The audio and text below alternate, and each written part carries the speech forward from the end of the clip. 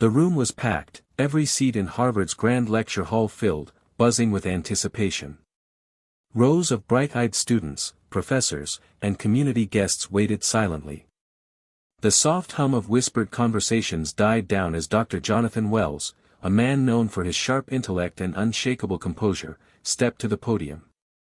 His tall frame loomed over the lectern, his silver-streaked hair reflecting the harsh auditorium lights. This was supposed to be just another talk, a discussion on philosophy and justice, abstract ideas debated for centuries. But tonight, it would become something far more unforgettable. Dr. Wells adjusted his glasses and scanned the audience with an air of quiet authority. His voice, calm yet commanding, filled the room. "Let me ask you all a question," he said, "what is justice? And more importantly, who decides it?" A wave of murmurs rippled through the crowd. The question wasn't new, but tonight, it felt heavier. The room shifted, waiting for answers from the experts in the room. The professor's gaze settled on the rows near the back where a few children from a community outreach program sat, their faces a mix of nervousness and curiosity. Among them was a small girl with tightly braided hair, eyes wide and shining, Aaliyah Johnson. Everyone expected silence. The question hung there, unanswered, for long seconds that stretched painfully. Then, to the surprise of the entire hall, a small voice rang out. "It's when people get what they need to be fair, not just what they want." Heads turned. Aaliyah stood, her posture steady, her voice clear despite the weight of hundreds of eyes on her. Justice means making sure everyone can have what they really need to live a good life, not just what's easiest or most popular. It's about fairness that fixes the things that are broken, not just saying everyone's equal when they're really not. The room was suddenly quiet in a way that felt almost sacred. The professor blinked, adjusting his glasses, his mouth slightly agape. His usual confidence faltered, and with a soft sigh, he sat down. Silence stretched for a moment longer before the room erupted in applause. No one expected that answer, not from a kid, not from someone outside the ivory tower of academia. The moment felt electric, alive with possibility and challenge. Dr. Wells, the renowned Harvard philosopher, was stunned into silence. The weight of her words pressed on him in ways no lecture ever had. Outside the hall, life carried on as usual, but inside that room, something shifted, a crack had formed in the polished facade of certainty. Aaliyah's answer wasn't just a clever phrase, it was a spark that lit the tinder of uncomfortable truths. The story of that night quickly spread beyond the walls of Harvard. People in classrooms, homes, and streets across the country heard about the little girl who had made the famous professor sit down in silence with just one answer. But who was this girl? What did she know that shook the foundations of such a revered institution? And how did a kid barely in middle school come to understand justice better than so many adults? These questions hovered as the event faded into memory, but the echoes remained. Aaliyah, with her unwavering gaze and quiet strength, had already begun a journey that would change her life, and perhaps the world around her, forever. So, where are you watching from right now? What keeps you pushing forward when things get tough? Drop a comment and share your story. This might just be the beginning of something new, for all of us. Hit subscribe and leave a comment with where you're watching from. This story might just spark a new beginning. What's one thing that always pushes you forward, even when things get tough? Detroit wasn't kind to many of its children, but for Aaliyah Johnson, it was home, the place where she learned to survive, to dream, and most importantly, to question. The neighborhood she grew up in wasn't filled with the kind of glittering promise you read about in books or see in movies. Instead, it was a place of cracked sidewalks, abandoned buildings, and flickering streetlights that seemed to fight a losing battle against the creeping darkness. But beneath the worn-out surface, there was life, music in the air, laughter from kids playing in alleys, and a deep sense of community that refused to fade. Aaliyah's world was small but vivid. Her mother, Tanya, was the heart of their tiny apartment on the third floor of a faded brick building. She worked 2 jobs, cleaning offices by day and waiting tables by night, just to keep the lights on and food on the table. Every morning before the sun peeked over the city skyline, Tanya was already up, brewing coffee and packing Aaliyah's lunch with a careful hand. It wasn't the easiest life, but it was full of love, and that love was the foundation on which Aaliyah stood. Unlike many kids her age, Aaliyah didn't spend her afternoons running wild through the streets. Instead, she was often found nestled in a corner of their cramped living room, surrounded by a tower of books borrowed from the local library. Her favorite spot was an old, worn-out armchair by the window, where sunlight spilled in and caught the dust motes swirling in the air like tiny stars. There, with her dog-eared notebooks and pencils, she escaped into worlds far beyond Detroit's faded walls.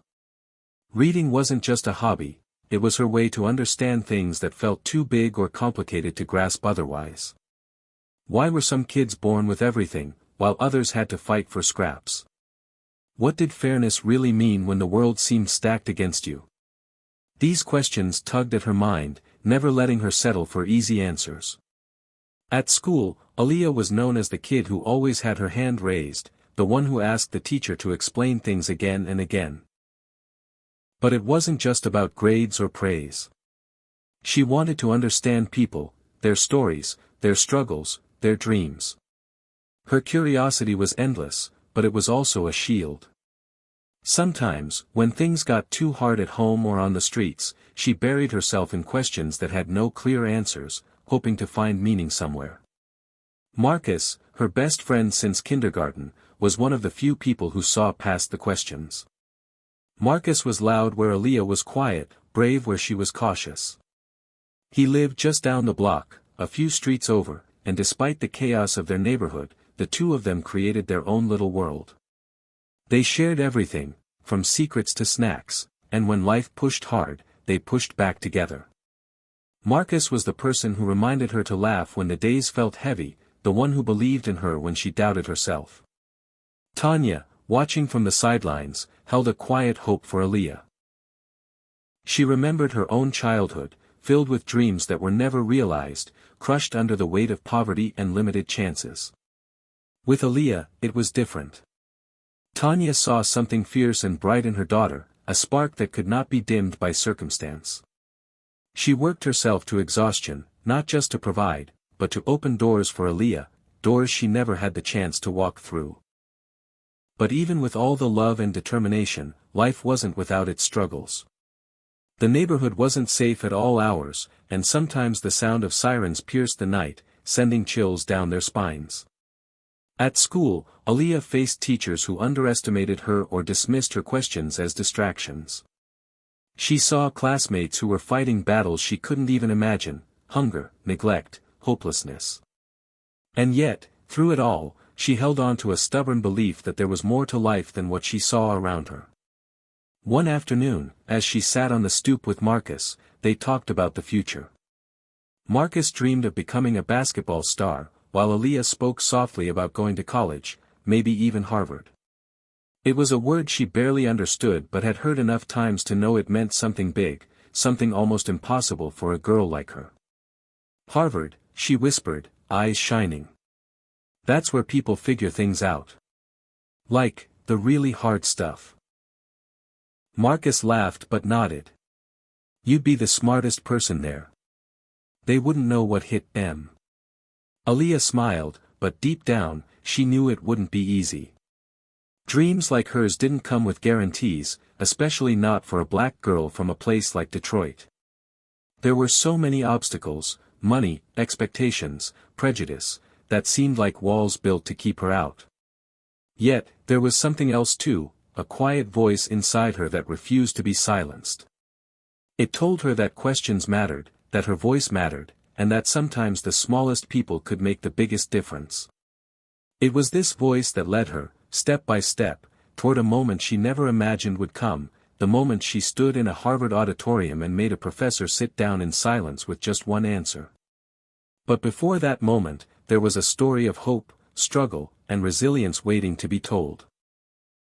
A story of a girl who dared to ask, dared to speak, and dared to believe that justice was more than just a word. It was a promise she intended to claim for herself and for everyone who looked like her. And so, Aaliyah's journey was just beginning. Dr. Jonathan Wells was a man of discipline, intellect, and rigor. To those who knew him only from his lectures and books, he was a titan of philosophy, a Harvard professor whose name commanded respect in academic circles around the world. His life was a carefully curated mosaic of achievements, prestigious degrees, countless publications, and invitations to speak at conferences from New York to Tokyo. To his colleagues, he was unshakable, to his students, intimidating. But behind the polished image of success and certainty, Jonathan's world was quieter, lonelier than anyone expected. He lived in a modest townhouse near Cambridge, walls lined with shelves of leather-bound books and framed certificates. It was a space that echoed the same orderliness he demanded of his mind. His mornings began with precise routines, black coffee, an early jog, hours spent buried in texts and papers. His days were filled with lectures that challenged students to question morality, justice, and the nature of truth itself. Jonathan's childhood, however, was a far cry from the academic halls he now walked with such confidence. Raised in a small town in Ohio by parents who valued hard work above all else, he was a boy who learned early that success was a fragile thing, something to be grasped tightly or risk losing altogether. His father was a factory worker, a man of stern principles and little patience for what he called frivolous dreams. Jonathan had inherited his father's work ethic but not his warmth. His mother, quieter and gentler, passed away when Jonathan was just 12, leaving a void that shaped much of his guarded nature. Growing up, Jonathan found refuge in books and ideas, immersing himself in the great minds of philosophy, Plato, Kant, Nietzsche, searching for answers to questions he barely dared to ask aloud. Yet despite his academic success, there was an undercurrent of skepticism toward the world beyond the university walls. Jonathan believed deeply in reason and logic but struggled to connect with the messy realities of life that didn't always fit neatly into philosophical theories. When Harvard offered him a position early in his career, he seized the opportunity, seeing it as a gateway to influence and recognition. Over the years, he built a reputation for incisive arguments and sharp critiques. But that reputation also carried a price. His interactions with students were often formal and distant. He rarely let his guard down, especially with those who came from backgrounds he considered unfamiliar or outside his intellectual sphere. This was the world Jonathan inhabited, secure yet isolated, confident yet closed off. He was a man who measured justice through abstract principles and theories, not the lived experiences of those struggling outside the ivory tower. And when Harvard's community outreach program invited local kids to engage with professors, Jonathan's skepticism was clear. What could children from a tough neighborhood really contribute to a discussion on justice? He expected polite questions or at most, naive curiosity. But deep beneath his hardened exterior, there was an unspoken longing, a desire to understand more, to be challenged in ways that his sheltered academic life rarely allowed. Though he would never admit it, Jonathan was tired of certainty and hungry for something real. That hunger was about to be awakened in the most unexpected way. When the day of the community event arrived, Jonathan took his place on the stage with his usual confidence. The auditorium was filled with a mix of Harvard students, faculty, and a handful of kids from local neighborhoods, including Aaliyah Johnson, a girl he barely noticed at first. He opened with his usual sharp questions about morality and justice, prepared to guide the conversation on his terms. But then Aaliyah stood up and spoke, not with rehearsed lines or textbook answers, but with a raw and honest understanding that shook him. Her words bypassed all the layers of theory he had constructed and landed directly on the heart of what justice meant in the real world. For the first time in a long time, Jonathan felt the floor shift beneath him.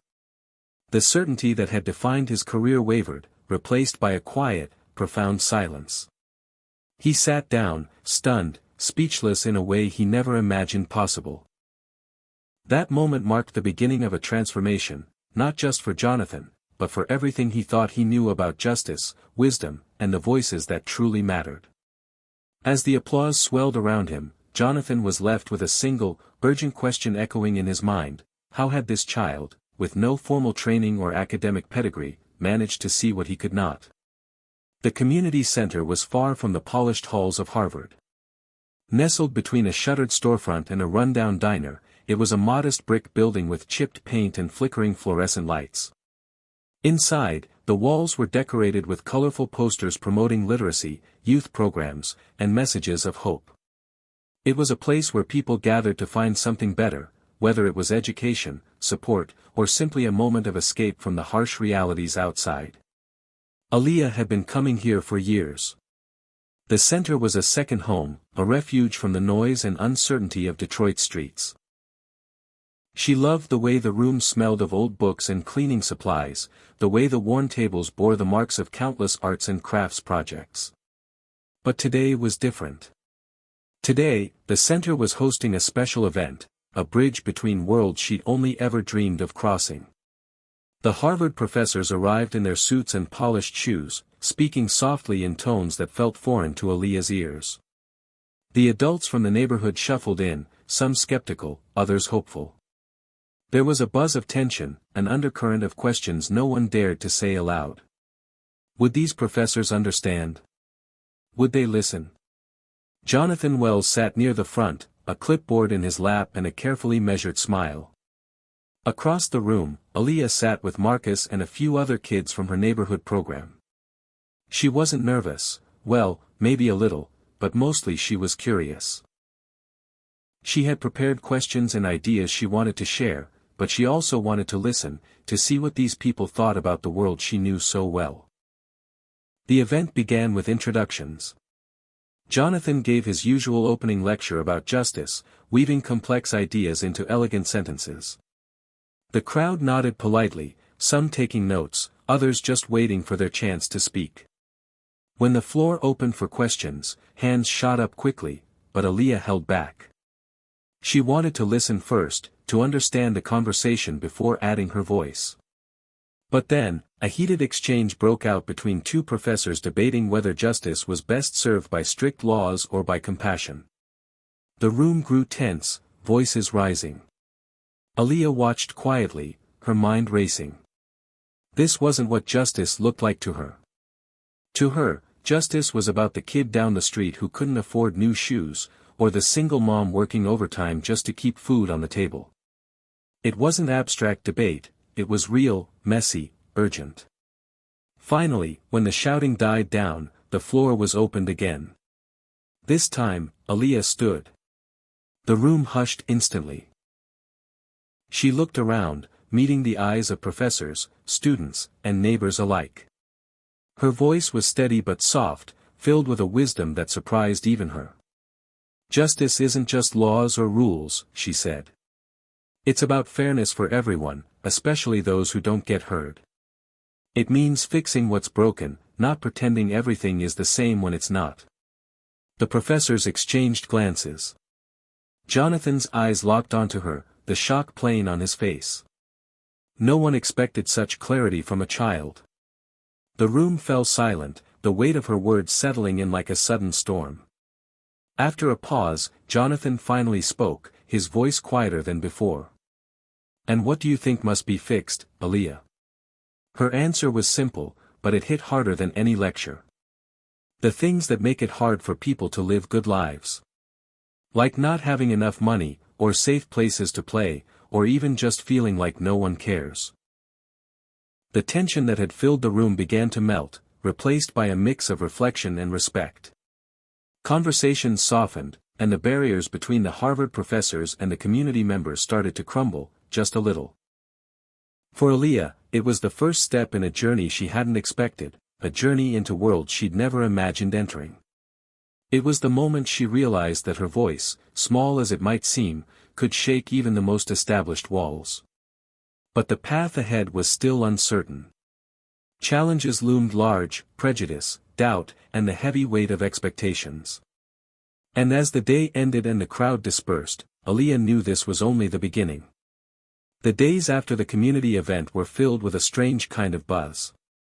News of the little girl who had challenged Harvard's most respected professor spread quickly, not just through the university, but through the neighborhood, local news, and social media.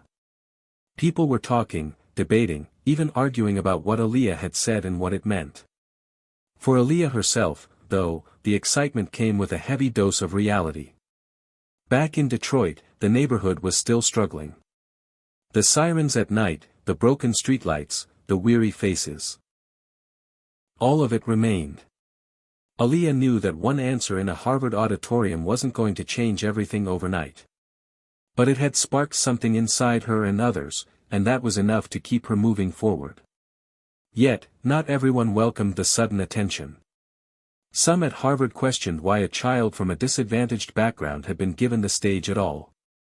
Others thought the whole thing was a fluke, a momentary distraction from real academic discourse. Even some students whispered that Aaliyah's answers were simplistic, that justice was far more complicated than she made it seem.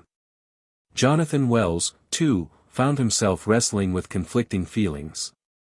On one hand, Aaliyah's insight had shaken him profoundly.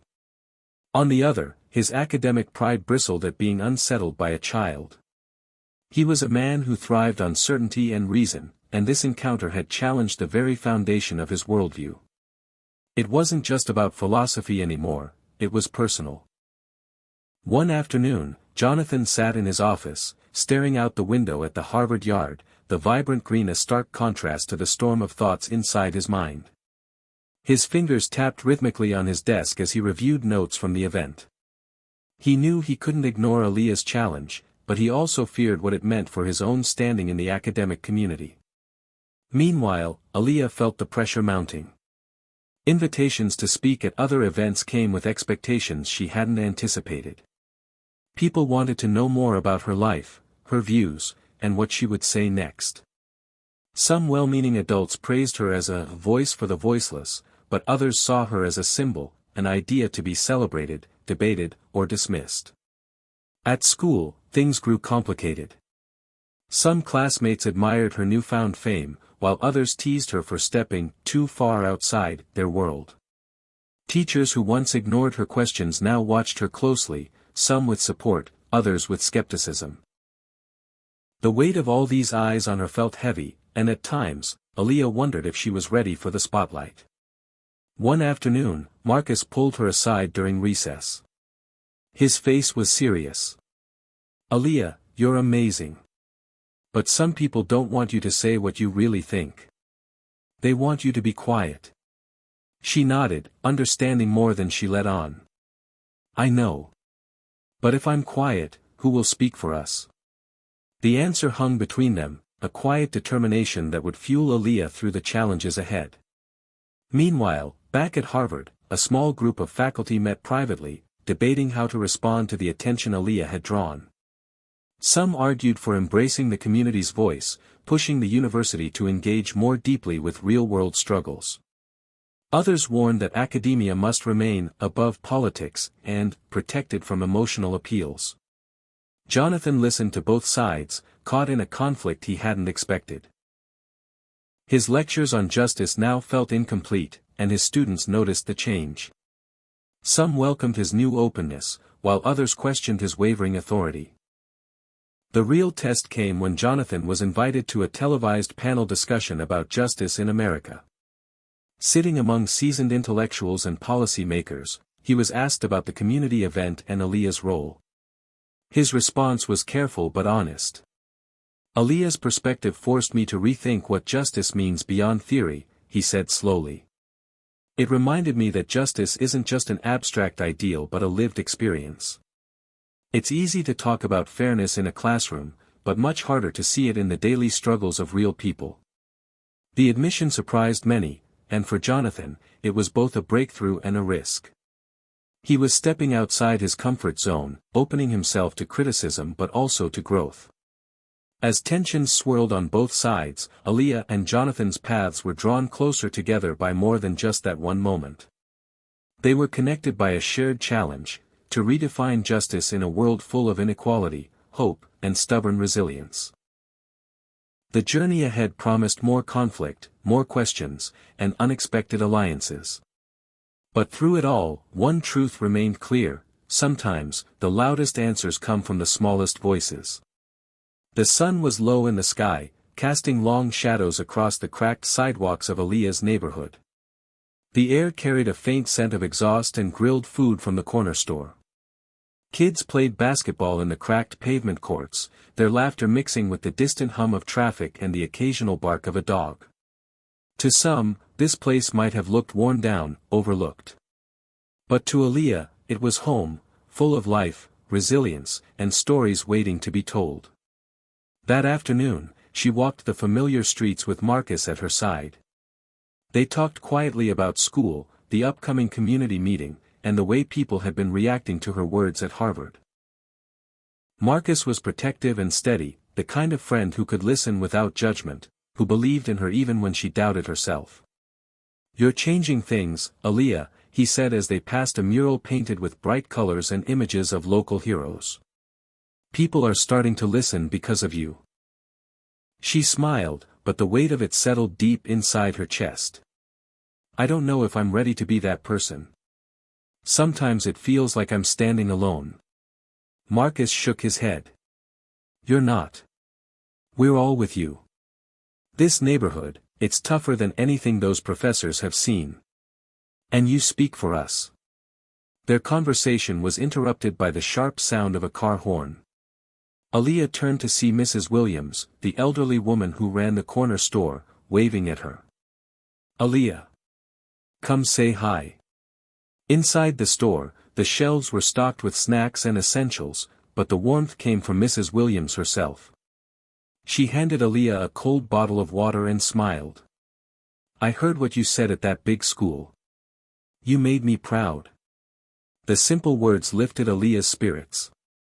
Mrs. Williams wasn't wealthy or educated like the Harvard professors, but her approval meant more than any applause. It reminded Aaliyah why this fight mattered, not just for big ideas but for the people she loved. Later that evening, at the community center, Aaliyah joined a group preparing for the upcoming neighborhood forum. Volunteers arranged chairs, taped flyers, and set up a microphone. The forum was designed to bring together residents, local officials, and community leaders to talk about problems and solutions. It was grassroots democracy in action, and Aaliyah was invited to speak. As she practiced her speech, she felt the familiar mix of nerves and determination. Her voice wasn't just her own anymore, it carried the hopes and frustrations of many. She thought about Jonathan Wells and how his world had collided with hers in that Harvard auditorium. They came from different places, but now their stories were intertwined. That night, Aaliyah's mother sat beside her on the worn couch in their small apartment. She smoothed Aaliyah's hair and said softly, "I'm proud of you, baby. But remember, change takes time. And you have to take care of yourself too." Aaliyah nodded, grateful for the quiet strength her mother gave her. She knew the road ahead would be tough, filled with obstacles both seen and unseen. But she also knew that silence wasn't an option anymore. The next morning, Jonathan Wells sat alone in a cafe near Harvard Square, stirring his coffee absent-mindedly. The events of the past weeks had unsettled him in ways he hadn't anticipated. He found himself questioning long-held beliefs and wondering how much of his worldview was shaped by the comfort of theory rather than the messiness of reality. He opened his notebook and began writing, not notes for a lecture, but a personal reflection. He wrote about justice not as an abstract principle, but as something lived and breathed by people like Aaliyah. He wrote about humility, about listening, about the courage it took for a young girl to speak truth to power. Jonathan knew this was just the beginning of a difficult transformation, for himself and for the world around him. But for the first time in years, he felt a flicker of hope that real change was possible. As the sun rose higher, Aaliyah and Jonathan, each in their own world, moved closer to a future neither could fully see yet. Two voices from different sides of the divide, both ready to confront the challenges ahead. The weeks following the community forum buzzed with energy and unrest. Aaliyah's speech had stirred something in the neighborhood, people began showing up at meetings, demanding answers, and challenging old assumptions. Yet, for every voice raised in support, there were whispers of doubt and resistance, especially from some of the adults who feared that change might bring upheaval instead of progress. Aaliyah found herself navigating a world that was both familiar and new. Her days were filled with schoolwork, community events, and late-night conversations with Marcus, who remained her steadfast anchor. At times, the pressure felt overwhelming. But then she'd remember the faces of those who believed in her, the smiles from neighbors, the nods of respect from teachers, and even the surprised looks from professors at Harvard. Jonathan Wells, too, was undergoing his own transformation. After months of self-reflection, he had begun reaching out beyond his academic circles, volunteering at local community centers and attending neighborhood meetings. The experience was humbling. He saw firsthand the struggles he had only read about and felt the deep-rooted hope that still flickered in places others had long dismissed. One chilly evening, fate brought Jonathan and Aaliyah together once again at a community event, a roundtable discussion organized to bridge gaps between Harvard and the local neighborhoods. The room was small, filled with a mix of students, residents, and faculty. The atmosphere was cautious but hopeful. When Jonathan entered, some heads turned. He looked different now, less aloof, more approachable. Aaliyah noticed the subtle shift too. This was no longer the untouchable professor from the auditorium but a man willing to listen. The discussion began with hesitations, but Aaliyah's voice soon rose, clear and passionate, as she spoke about the realities of her neighborhood, lack of safe spaces, limited opportunities, and the daily fight to be seen and heard. Jonathan followed, sharing his recent experiences and admitting the limitations of his previous understanding. "I came here thinking I had answers," he said. "But I've learned that listening is the first step toward real justice." As the evening wore on, walls came down.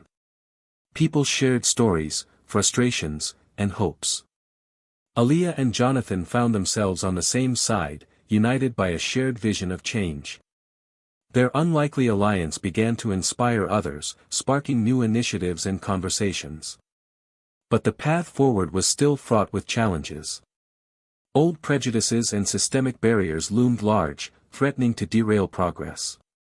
Yet, in that small community room, a new possibility was born. A future shaped not by distant theories but by collaboration and courage. For Aaliyah, Jonathan, and everyone watching, this was more than just an event. It was a turning point. The days after the roundtable discussion carried a fragile energy, hope mingled with uncertainty. For Aaliyah, the excitement of new possibilities was tempered by the reality of obstacles that seemed to grow larger by the hour. Change, she was learning, wasn't just about ideas, it was about people, systems, and deep-rooted fears. School had become a battleground of its own. Teachers who once encouraged her now questioned whether she was ready for the spotlight. Some classmates, uncomfortable with her newfound role, whispered behind her back, calling her a show-off or worse. Even Marcus struggled to protect her from the harsh words that sometimes spilled out from those who didn't understand. One afternoon, after a particularly grueling day, Aaliyah found herself sitting alone on the steps of the community center. The sun was setting, casting a golden glow over the cracked pavement. She hugged her knees, the weight of expectation pressing down on her small shoulders. "Why does it have to be so hard?" she whispered to herself. Behind her, a voice broke the silence. "Because it matters." Jonathan Wells stepped into the fading light, his face lined with concern and empathy. He sat beside her, careful not to crowd her space. "I know this isn't easy," he said softly. "But the fact that you're feeling it means you're doing something real. Change always comes with resistance." Aaliyah looked up, searching his eyes. "Sometimes I wonder if I'm strong enough." Jonathan smiled, the hint of a laugh in his voice. "Strength isn't about never feeling weak. It's about moving forward anyway." Their conversation was interrupted by a call from Marcus, who hurried over with news.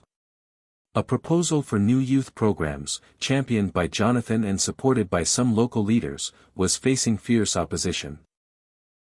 Funding was being pulled, meetings were being cancelled, and some community members were turning against the idea, fearing it would bring unwanted attention or change their neighborhood too fast. The battle lines were clear. On one side stood hope and progress, on the other, fear and resistance. Over the next weeks, Aaliyah and Jonathan worked tirelessly.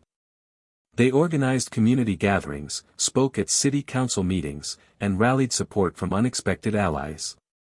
The tension was palpable, with heated debates and moments when the future seemed uncertain.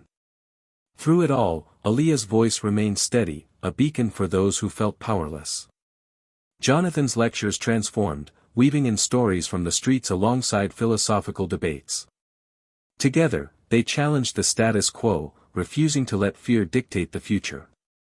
One night, after a particularly emotional town hall meeting, Aaliyah stood before a crowd that had grown both larger and more divided. Her voice rang clear, "We're not asking for charity or favors. We're asking for justice. For a chance to live, learn, and grow without barriers." The room fell silent, the power of her words settling over everyone like a wave. As she stepped down, Jonathan approached, pride shining in his eyes. They knew the road ahead was far from easy, but for the first time, they truly believed that change was possible. The momentum Aaliyah and Jonathan had built seemed unstoppable. The neighborhood was alive with conversations about hope, change, and justice. Yet, beneath the surface, tension simmered, threatening to unravel everything they had fought for. One gray morning, Aaliyah received a call that shook her world. Her mother's voice was tight, laced with worry. "Aaliyah, something's happened downtown. Your cousin Marcus, he's been arrested." The words hit her like a thunderclap. Marcus, her steadfast friend and confidant, arrested? She dropped the phone, heart pounding, mind racing. Questions flooded in: why? What for? How could this happen now? Without hesitation, Aaliyah grabbed her coat and ran out the door, her footsteps echoing on the cold streets. She found her mother pacing anxiously outside the police station. Together, they waited hours, the silence thick and suffocating. When Marcus finally emerged, his head hung low, bruises faint under his skin, Aaliyah's anger and fear collided. "Why? What did they say?" Marcus's voice was raw. "They said I was involved in a fight, said I was resisting arrest. None of it's true. It's just the way things work here." Jonathan, hearing the news, rushed to support Aaliyah and her family. In his years as a professor, he had studied injustice, but nothing prepared him for the raw pain of witnessing it firsthand. He sat with Aaliyah late into the night, listening, learning, and vowing to fight the system that had targeted her cousin. The arrest became a rallying point for the community. At the next meeting, voices rose in protest and demands for transparency. The line between hope and despair blurred as people faced the harsh reality that justice was still elusive. Aaliyah, determined not to let Marcus's story be forgotten, spoke passionately to the crowd. "This isn't just about one person. It's about all of us. We can't be silent when our people are punished for standing up." Jonathan worked behind the scenes, connecting with legal advocates and organizing support. But the weight of the injustice gnawed at him, fueling a deeper commitment to change. As the days passed, the struggle took its toll. Aaliyah wrestled with feelings of helplessness and frustration, but also found strength in her community's solidarity. Marcus's resilience became a symbol of resistance, reminding everyone that their fight was far from over. In the quiet moments, Jonathan reflected on the limits of knowledge without action. Aaliyah's courage had ignited something within him, a call to use his position not just to teach, but to change lives. That night, as the city lights flickered outside her window, Aaliyah whispered to herself, "This is just the beginning." The city was restless. After Marcus's arrest, the neighborhood seemed to hold its breath, caught between fear and fierce determination. Aaliyah's world had shifted dramatically in just a few days. The warmth and hope she had felt at the community meetings now mixed with cold uncertainty. She could still see Marcus's bruised face in her mind, hear the rawness in his voice as he told her what happened. It wasn't just about one fight or one arrest. It was a symbol of the battles they all faced every day. Aaliyah refused to let despair take root. She knew that silence was complicity. In the days that followed, she threw herself into action. School assignments were done late at night after meetings and protests. Her voice grew stronger, steadier, echoing not only in the classrooms but also at city council hearings and on the streets. Every time she spoke for Marcus, for the kids who couldn't speak out, and for the hope of a better future. Jonathan watched this transformation with awe and a growing sense of responsibility. The professor who once spoke from the ivory tower was now deeply entangled in the fight for justice. His lectures incorporated the real stories of struggle he encountered outside his office, and his students were captivated by the raw authenticity. But Jonathan also faced resistance from colleagues and administrators who feared the university's reputation might suffer if they aligned too closely with such activism. Despite the pressure, Jonathan stood firm, knowing that academic knowledge meant little without action to back it. One evening, Aaliyah and Jonathan met at the local community center to plan their next steps. The room buzzed with energy, volunteers, activists, and neighbors gathered to strategize. The air was thick with a mix of hope and exhaustion, but there was an undeniable spark that nothing could extinguish. They knew the fight wasn't just legal or political, it was deeply personal, woven into the fabric of their lives. Aaliyah took the floor. "Marcus's story is just one of many," she said, her voice unwavering. "We need to build alliances that can't be ignored. This is about creating a movement that lifts all of us up, not just a moment of anger." Jonathan nodded, adding, "Our next focus has to be education and opportunity. If we can create programs that give young people a chance to grow and thrive, we can break cycles that trap generations." Together, they worked to secure funding for after-school programs, mentorships, and community workshops. They connected with legal aid groups and local businesses willing to support their cause. Slowly, unexpected allies appeared, teachers who had been silent before, city officials willing to listen, and even some university students eager to make a difference. But the path was not smooth. Resistance came in many forms: bureaucratic red tape, skepticism from some community members wary of outsiders, and the constant strain of keeping the momentum alive. At times, Aaliyah felt the crushing weight of it all, wondering if she was strong enough to carry the burden. Yet, every time doubt crept in, she remembered Marcus's courage, the faces of those who believed in her, and the quiet promise she made to herself to never give up. One afternoon, as the sun dipped low, casting long shadows over the streets, Aaliyah stood in front of a packed room at the neighborhood center. She shared her story, her fears, her hopes, her vision for a future where justice wasn't just a word but a reality. The crowd listened in silence, moved by her honesty and determination. When she finished, the room erupted in applause, not just for her words but for the shared commitment they represented. Jonathan watched from the back, pride swelling in his chest. The little girl who had once made him sit in stunned silence was now a leader, a beacon. Their journey was far from over, but in that moment, the impossible seemed within reach. As night settled over the city, Aaliyah walked home with Marcus beside her. Despite everything, his spirit remained unbroken. They spoke quietly about the future, about dreams of college, community, and change. In the cool air, their footsteps echoed softly, a rhythm of resilience and hope. Together, they faced an uncertain tomorrow, but with the strength of their voices and the power of their unity, they were ready to keep fighting. This was no longer just a story about a girl or a professor, it was the story of a community awakening, a movement beginning, and a promise that justice could be more than a distant dream. The weeks that followed the community center rally tested Aaliyah's resolve in ways she hadn't anticipated. The initial surge of support had slowly begun to face cracks, not from the people she hoped would rally beside her, but from within the neighborhood itself. Even those closest to her began to express doubts, worn thin by years of struggle and setbacks. Aaliyah's mother, usually a source of unwavering strength, sat with a quiet worry that she tried to mask behind a tired smile. "Baby, you're carrying a lot," she said one evening, as they sat in the dim light of their living room. "Sometimes it feels like the whole world is on your shoulders." Aaliyah wanted to reassure her, to say she could handle it all, but inside she felt the fatigue creeping in. Schoolwork piled up, meetings stretched late into the night, and Marcus's situation dragged on in the courts, an exhausting and painful reminder that change was never easy. Even Marcus, once the embodiment of hope and defiance, struggled with the toll of the fight.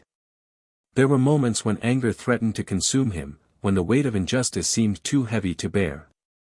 Aaliyah saw those cracks and felt the deep responsibility to be the steady force he needed, even as she fought to keep her own balance. Jonathan, too, found himself at a crossroads. His newfound activism placed him at odds with some of his peers and superiors at Harvard. Invitations to speak on panels were rescinded, funding for his research was questioned, and subtle but clear messages suggested he was pushing boundaries too far. Yet, despite the professional cost, Jonathan felt more alive than ever.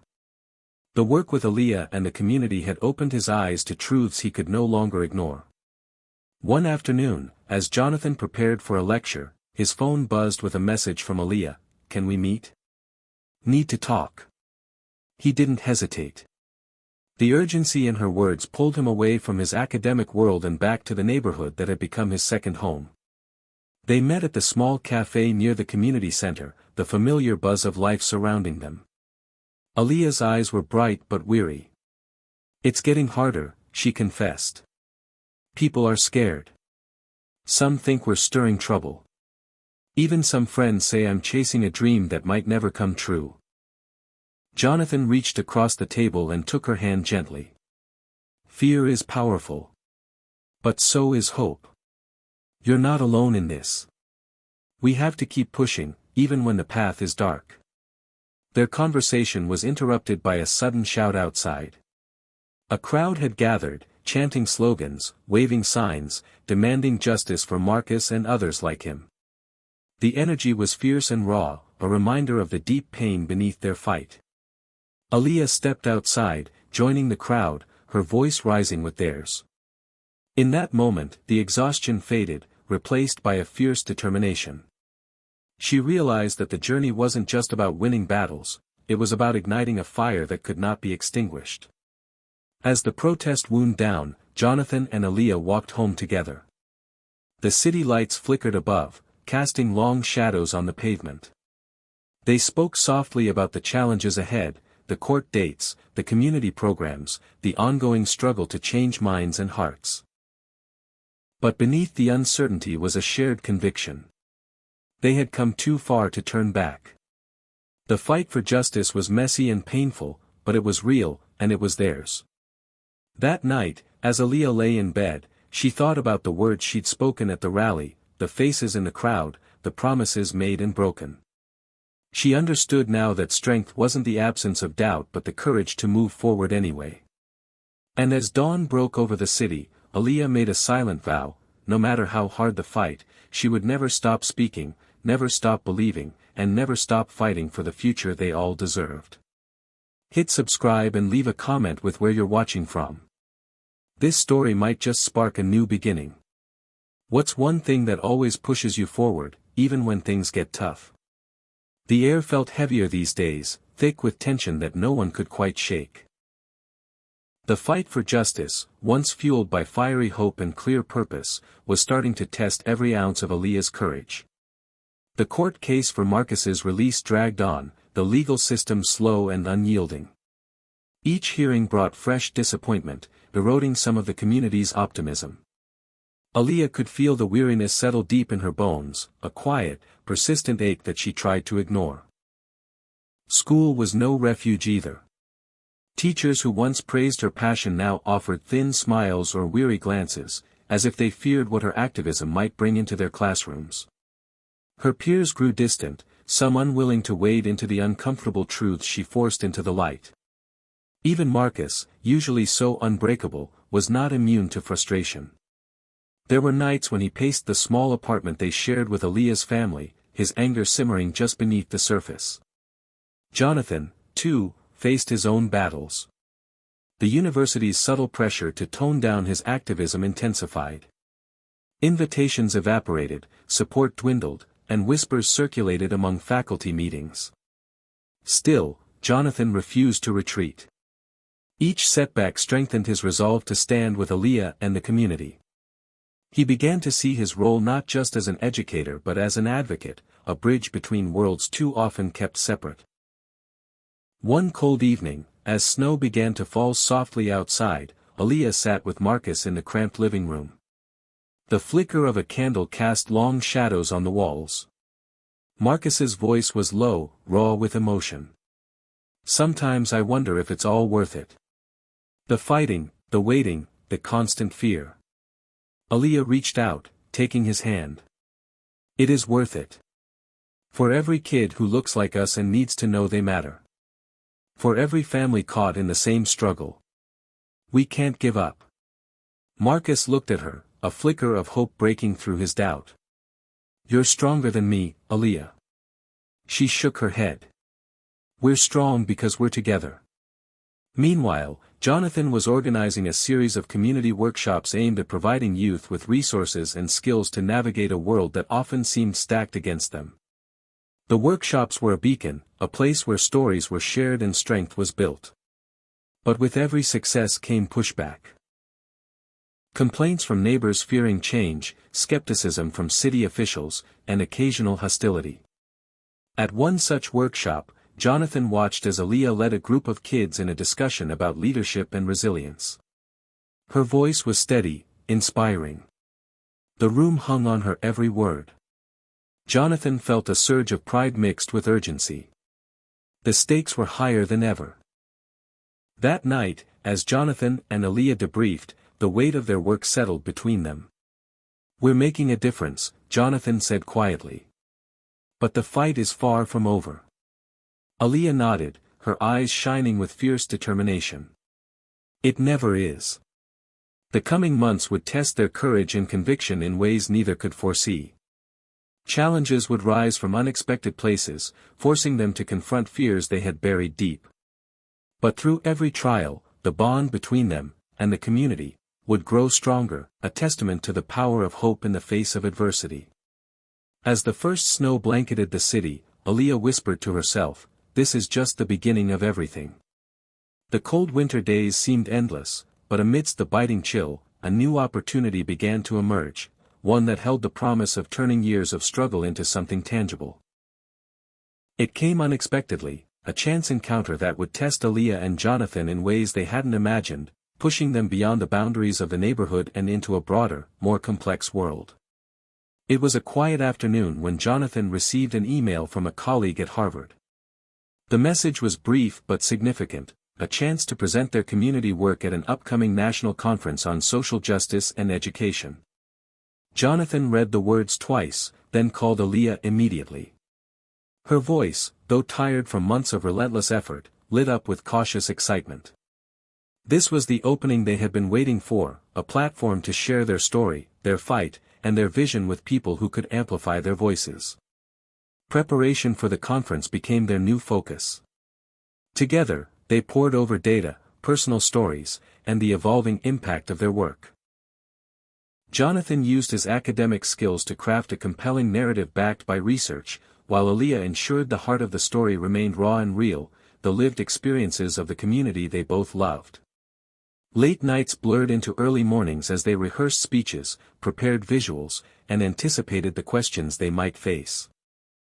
For Aaliyah, the conference represented more than just a speaking engagement. It was a chance to break free from the limitations that had confined her.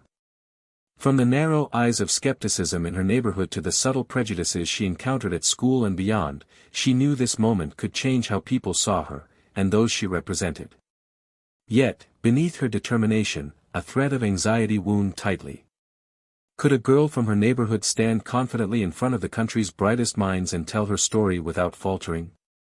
Would they listen, or would she become just another voice drowned in the noise? The day of the conference arrived, wrapped in cold winds and pale winter light. Jonathan and Aaliyah traveled to the city's prestigious convention center, a place far removed from the cracked sidewalks and familiar faces of their neighborhood. The vast halls buzzed with chatter and the hum of countless ideas converging. Aaliyah clung to Jonathan's side as they navigated the maze of rooms, each filled with professionals, activists, and scholars. Here, she was no longer just a girl, she was a representative, a symbol of resilience and hope. When their turn to speak came, Aaliyah stepped onto the stage, the bright lights washing over her. For a heartbeat, the room was silent, the weight of anticipation pressing down. Then, she began. Her voice was clear, steady, carrying the story of Marcus's arrest, the community's fight for justice, and the dreams they nurtured despite the obstacles. She spoke of pain and courage, frustration and hope, weaving together facts with the emotions that drove them all forward. Jonathan watched from the side, pride swelling as Aaliyah's words filled the room. The audience responded with thoughtful questions, some challenging, others supportive. Aaliyah answered honestly, sometimes pausing to find the right words, but always with sincerity and strength. The room listened, some faces showing surprise at the depth of her insight, others moved by the raw honesty of her experience. It was a moment of connection, a bridge being built between worlds that often stood apart. After the presentation, a small group approached them, activists, educators, and community leaders interested in collaborating. They spoke of funding, partnerships, and spreading the message beyond their neighborhood. The possibilities felt vast, and for a moment, the future seemed brighter than ever. Back home, the news of their appearance spread quickly. The community buzzed with pride, the young girl who had once been underestimated now standing on national stages. Yet, with the new opportunities came fresh challenges. Some voices within the neighborhood questioned whether this broader spotlight might shift their focus away from the daily realities they faced. Others worried about losing control of their own story. Aaliyah wrestled with these tensions, determined to honor where she came from while embracing the potential to make a bigger impact. She spoke openly at meetings, sharing her experiences and encouraging dialogue. The path forward was not simple, but it was theirs to navigate together. Jonathan found himself balancing academic demands with the growing responsibilities of activism. The university continued to scrutinize his work, but he remained steadfast, inspired by Aaliyah's courage and the community's resilience. They planned new initiatives, drawing on the connections made at the conference, eager to turn ideas into action. That spring, as the neighborhood stirred to life with budding flowers and longer days, Aaliyah felt a renewed sense of purpose. The journey was far from over, but the steps they had taken were undeniable. Each speech, each meeting, each small victory was part of a larger tapestry of change. She thought back to the day she had made Jonathan sit down in silence with her answer, to the journey from that moment to this one filled with new challenges and unexpected triumphs. The little girl who once felt powerless was growing into a young woman who could no longer be ignored.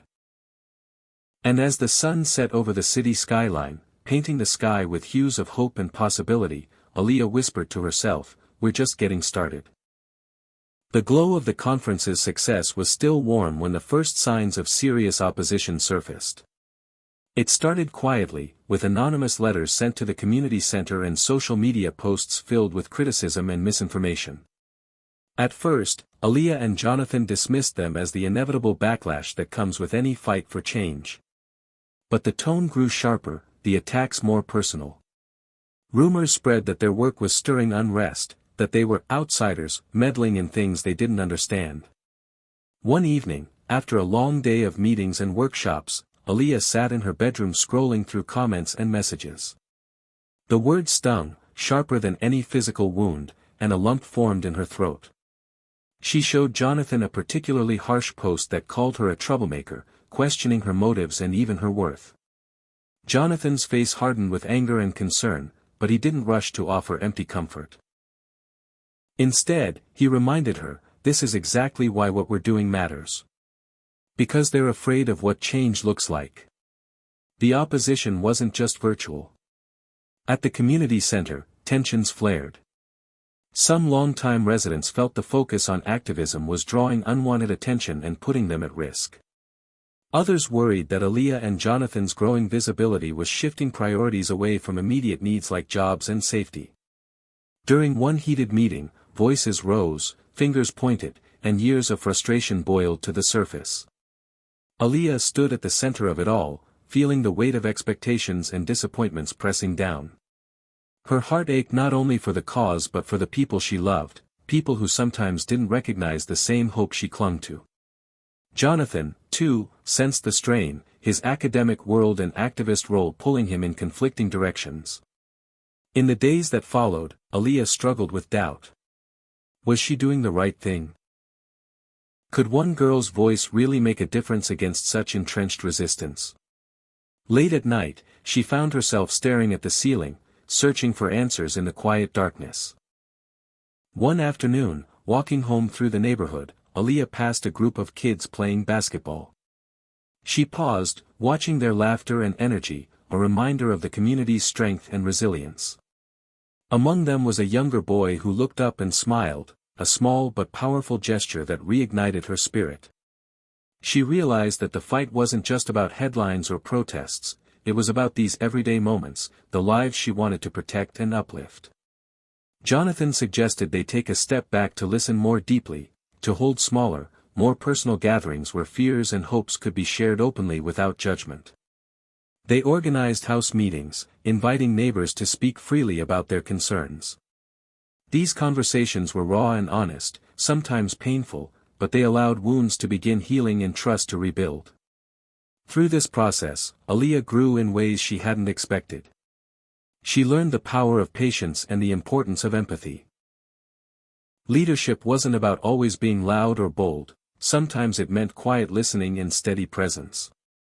Jonathan saw her maturity deepen and felt honored to walk beside her on this difficult path.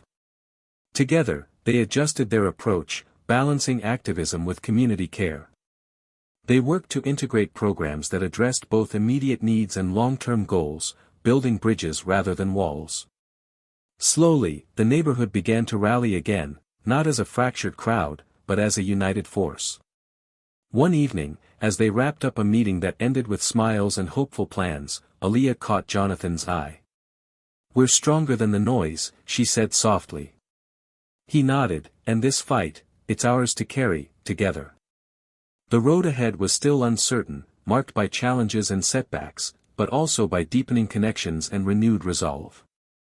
Aaliyah understood now that change was rarely clean or easy.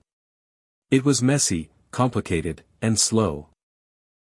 But it was worth every moment of doubt and every battle fought. That night, as she lay in bed, the city lights twinkling through her window, Aaliyah whispered a promise, not just to herself, but to everyone who believed in the possibility of a better tomorrow. "We will keep going. No matter what." The struggle to rebuild trust within the neighborhood was just beginning when an unexpected breakthrough shifted everything. It came in the form of an invitation, a meeting with a prominent city council member who had recently taken office and expressed genuine interest in addressing systemic issues that had long been ignored. The council member's staff reached out to Jonathan first, intrigued by the community's efforts and eager to explore collaboration. When Jonathan brought the news to Aaliyah, her heart raced with cautious optimism.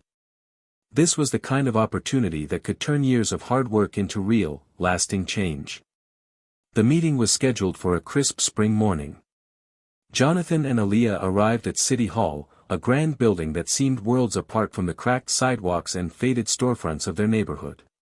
The council member, a woman named Denise Harper, greeted them warmly but with an air of businesslike urgency.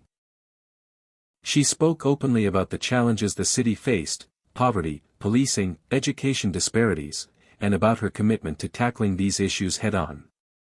It was clear she had been listening, and she wanted to hear more about what the community really needed. Aaliyah found her voice steady as she shared stories from the neighborhood, the fear, the resilience, the dreams that refused to die. Jonathan added data and research, painting a fuller picture of the systemic barriers they confronted. Harper nodded thoughtfully, asking questions that showed she was considering the bigger picture as well as the small details. By the end of the meeting, there was talk of funding for new youth programs, increased support for legal aid, and pilot projects to improve school resources. For the first time in a long time, Aaliyah felt a real sense of hope rising. This was more than promises, it was a beginning. Back in the neighborhood, word of the meeting spread quickly. People gathered at the community center, buzzing with excitement and cautious optimism. For some, it was the first sign that their voices might finally lead to change beyond marches and protests. But the breakthrough came with unexpected costs. As funding discussions became public, the political winds shifted. Some city leaders resisted the new direction, pushing back against what they called radical reforms. Media outlets spun narratives that painted the activists as troublemakers, stirring division rather than healing it. Marcus, whose case remained unresolved, faced renewed scrutiny from authorities. His family received threatening calls, and the community watched anxiously as the tension mounted. Aaliyah felt the weight of it all crashing down, hope and fear tangled in a fragile balance. Jonathan's position at the university became even more precarious. Colleagues questioned his focus, and his research funding was put on hold pending reviews that seemed more political than academic. Still, he refused to step back. The fight for justice was not something he could abandon, no matter the personal cost. One night, after a particularly tense community meeting, Aaliyah sat alone in the quiet of the center. The room felt empty, but the echoes of voices lingered, words of support, fear, and determination. She thought about how far they'd come and the sacrifices made along the way. The victories were hard-won, and the road ahead was filled with uncertainty. Yet in that silence, she found strength. She understood that progress was never a straight line, that every step forward came with challenges to overcome. It was in those moments of quiet resolve that she made a promise to herself and to everyone depending on her. The next morning, Aaliyah and Jonathan returned to City Hall to meet again with Councilwoman Harper. This time, they came armed with a clearer plan, community endorsements, and an unwavering commitment. Harper greeted them with a knowing smile, as if recognizing the determination that had become their shared armor. "We're ready," Aaliyah said simply. And in that moment, the fight felt less like a burden and more like a calling, a path that neither of them could walk alone, but one they would walk together, every step of the way. The weeks following the meeting with Councilwoman Harper were filled with cautious excitement. At last, the new youth programs they had fought so hard to secure were ready to launch. Aaliyah, Jonathan, Marcus, and a team of dedicated volunteers worked tirelessly to prepare. Flyers went up around the neighborhood, inviting young people to join workshops on leadership, education, and legal rights. The community center buzzed with renewed energy, hope threading through conversations like a lifeline.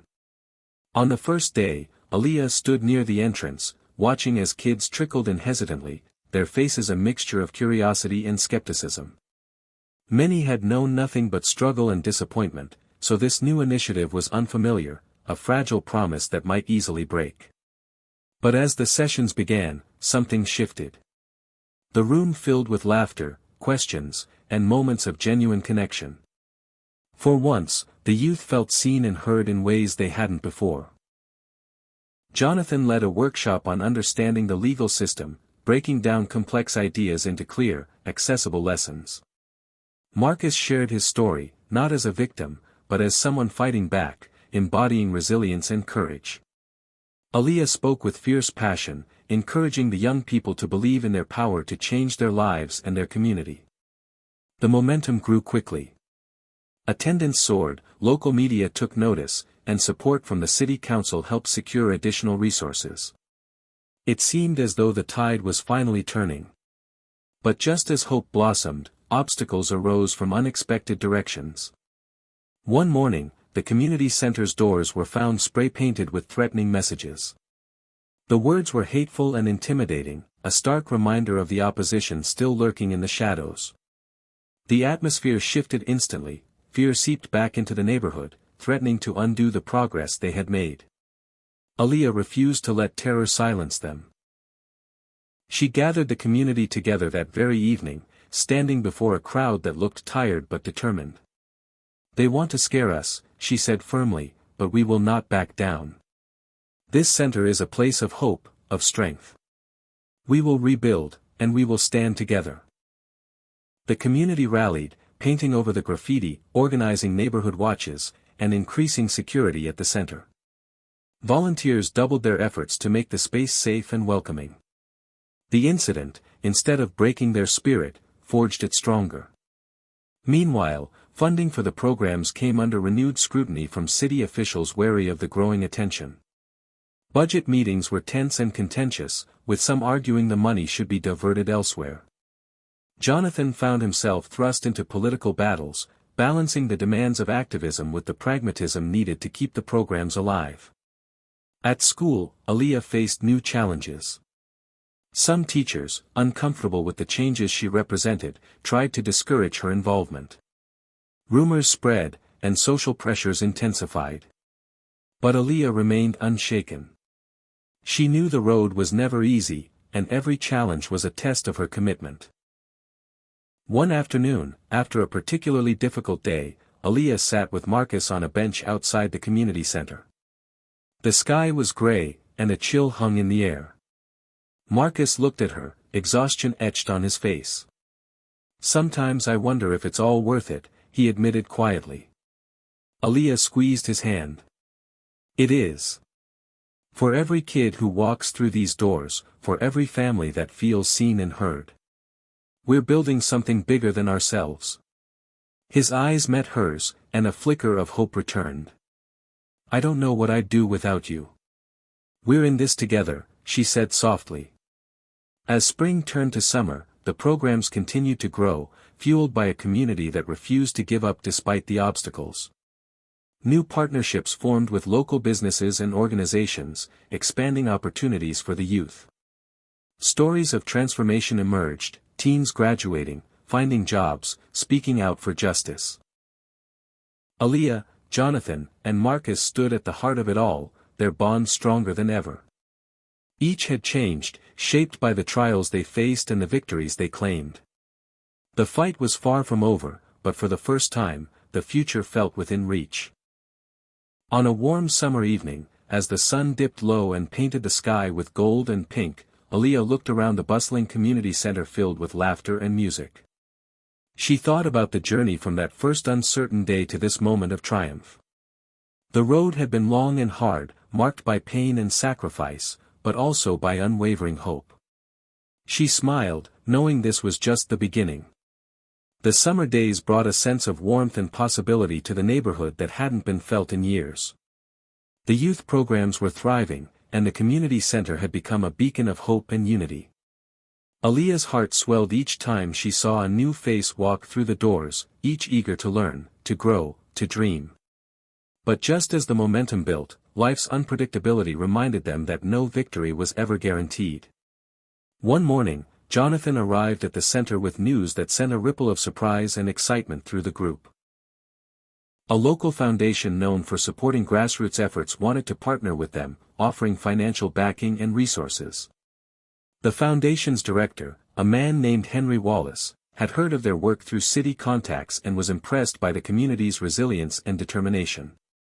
This was an opportunity that could elevate everything they'd built: more funding, expanded programs, better equipment, and new connections.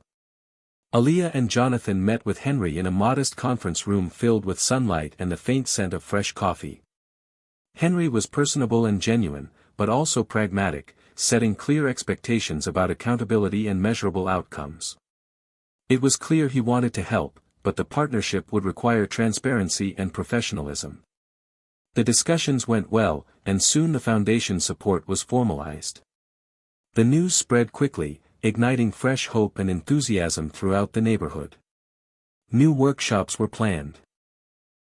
Career counseling, college prep, mental health services, and even scholarships for promising students. It felt like a dream unfolding.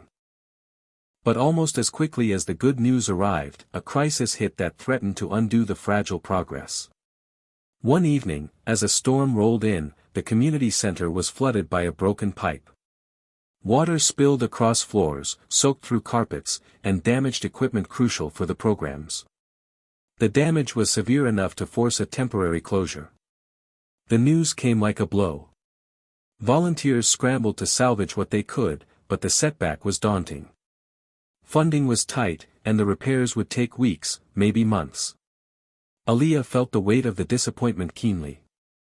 She had fought so hard for every inch of progress, and now the very heart of their efforts was in jeopardy.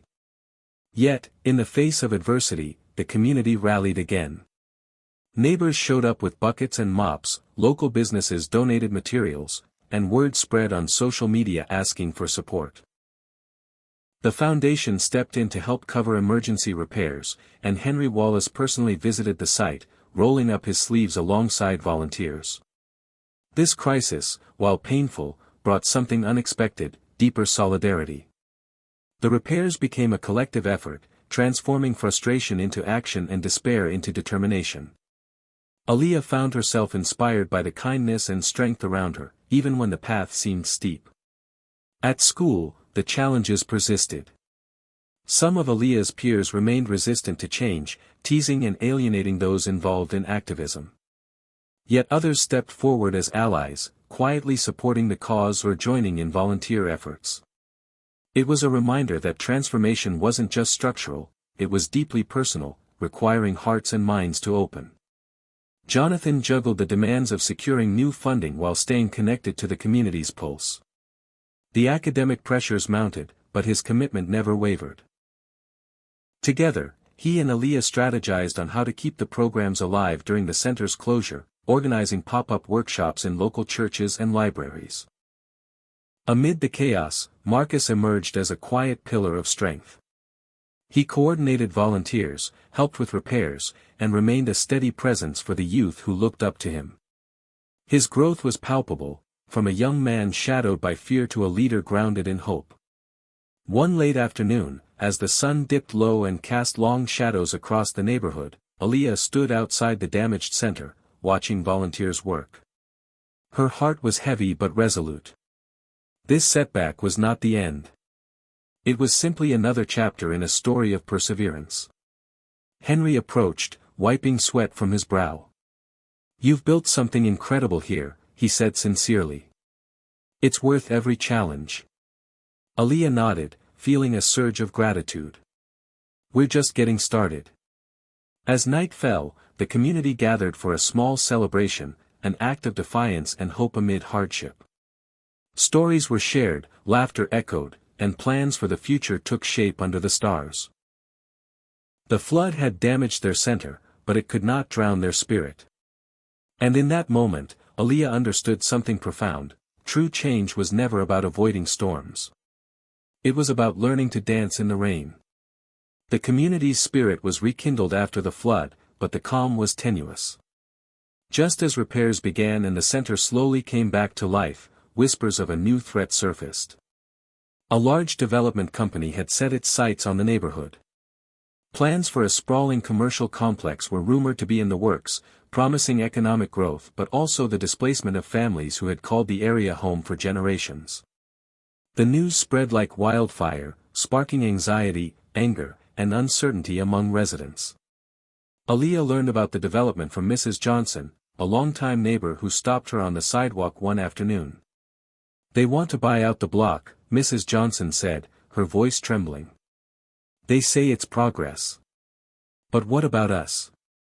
Where do we go?" The question haunted Aaliyah long after the conversation ended. This new threat was different. It wasn't just about resources or programs anymore, it was about the very fabric of the community unraveling under the weight of outside interests. Determined to act, Aaliyah called an emergency meeting at the community center. The room was packed, tension thick in the air as neighbors voiced their fears and frustrations. Some argued for immediate protests, others for legal action, while a few worried about escalating tensions with city officials and developers. Jonathan stood beside Aaliyah, offering calm and reason. "We need a strategy that protects our homes and our people. That means organizing, gathering information, and building alliances." Among those alliances emerged an unexpected ally, a local journalist named Claire Ramirez. Claire had covered the neighborhood struggles with compassion and insight, and she offered to help bring the story to a wider audience. Her presence added weight to the cause, shining a light on the potential impact of the development plan.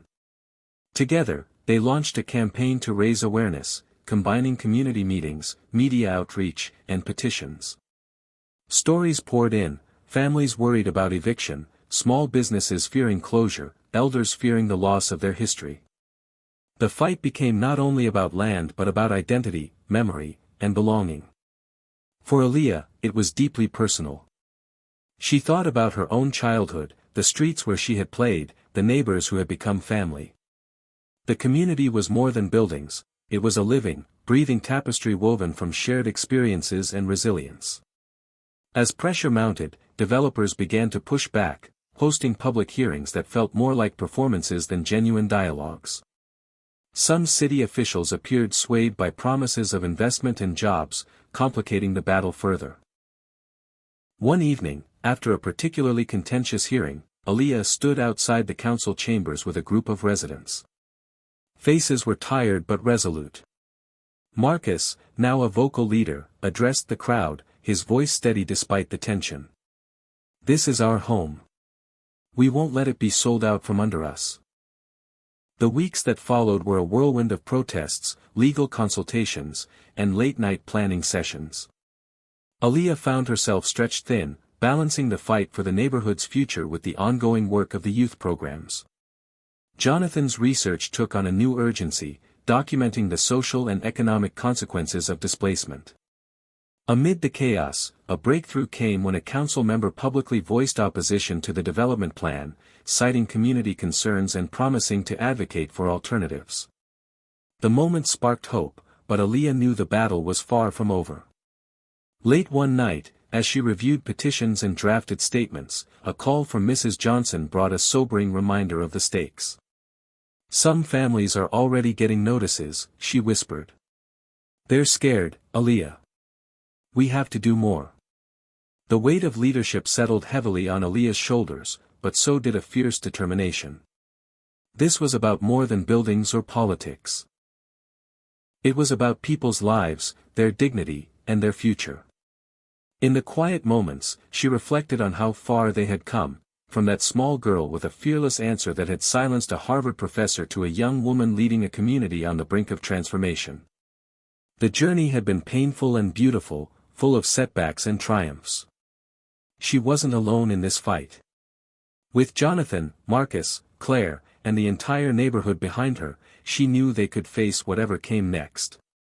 The struggle to protect their home had only just begun, but the story of their resilience was already being written. Just when the community's fight seemed to gain unstoppable momentum, cracks began to appear where none were expected. The battle to save their neighborhood had united many, but beneath the surface, tension simmered. Old wounds, mistrust, and competing interests threatened to tear apart the fragile alliance Aaliyah had worked so hard to build. It started subtly. A few key community leaders began missing meetings, their voices quieter in discussions. Rumors whispered of backroom deals, promises made in secret by developers to influential neighbors desperate for personal gain or fearing the consequences of resistance. The very people who had stood beside Aaliyah and Marcus now hesitated, some even turning away. Aaliyah noticed the change immediately. At a packed gathering in the community center, she looked around and saw familiar faces avoid her gaze. The energy that once fueled their meetings was waning, replaced by doubt and suspicion. Jonathan, sitting nearby, caught her eye and gave a small, grim shake of his head. The next day, a local newspaper published an article exposing a leaked letter, a draft agreement suggesting that certain community members might accept compensation in exchange for support of the development. The news hit the neighborhood like a bombshell. Trust shattered overnight. Marcus confronted Aaliyah later that afternoon, frustration clear in his voice. "How do we fight when our own people are turning against us? When those we counted on put their own interests first?"